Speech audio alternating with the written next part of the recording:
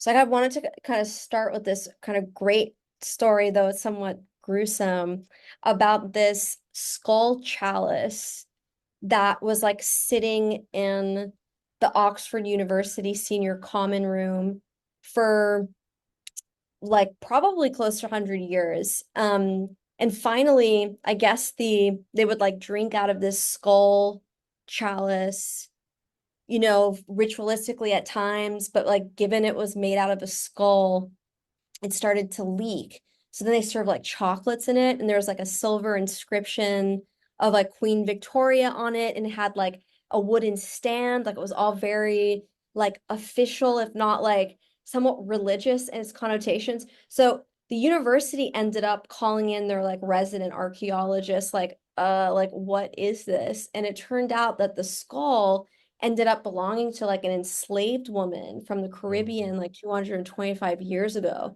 Like, whoa, right? So like just speaking of like the narrative, just because like in terms of like North Africa, like the colonialist kind of stronghold has still like remained really true. That's just sort of like a gruesome, or that's like a particularly, that was like a story that came through that was like a whoa, right? And And the thing is, this wasn't like 100 years ago. They were still drinking out of the cup like 10 years ago, right? It wasn't or even. or or, or something, they're serving like chocolates in it, but this was like a little bit, it's been about a decade since like the cup has been like basically stored away from for like all time, like for all time.